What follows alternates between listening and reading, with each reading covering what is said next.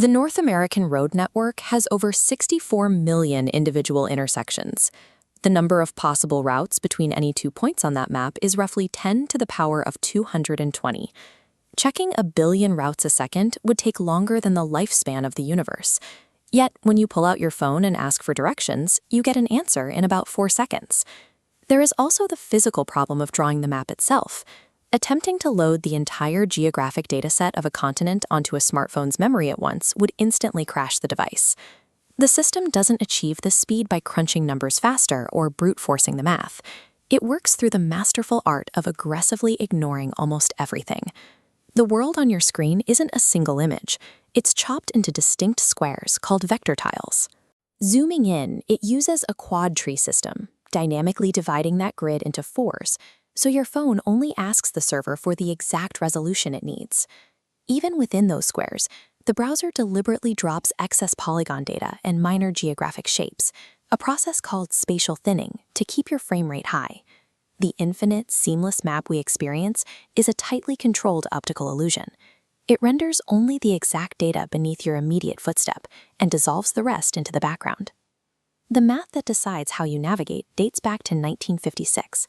Sitting at a cafe in Amsterdam, programmer Edgar Dijkstra invented the foundational shortest path algorithm in his head in 20 minutes. Dijkstra's original algorithm explores every possible direction equally.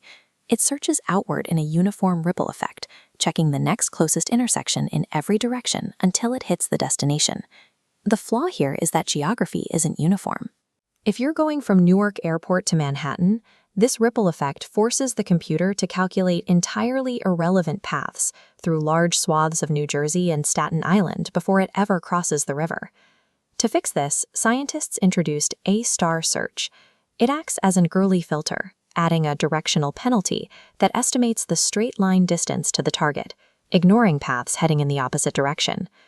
But the ultimate modern filter is a technique called contraction hierarchies. Long before you ask for directions, the entire map is pre-processed offline to rank every road by its structural importance. This pre-computed hierarchy allows the active search to ignore millions of local intersections entirely. Once you leave your neighborhood, the algorithm jumps straight up to a highway layer, completely skipping the minor streets below. The true speed of modern routing comes from predetermining which roads to completely ignore long before you even open the app.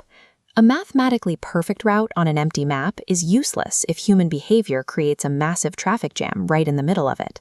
To account for physical reality, the system transforms into a living graph.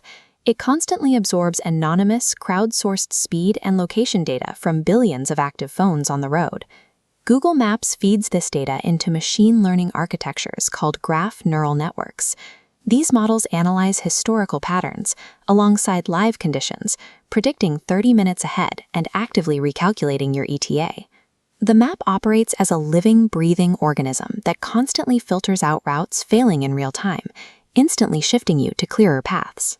When you press Go, your phone fetches thinned visual tiles, applies directional math to your starting point, and skips millions of roads using pre-computed hierarchies. This staggering sequence of eliminations happens in under a second. It synthesizes over 70 years of computer science evolution. Managing the sheer scale of the modern world's data requires mastering the art of omission. Technology at this scale doesn't work by acting as a brute force calculator. It acts as a brilliant filter, clearing the infinite noise of the universe so we can find our exact way home.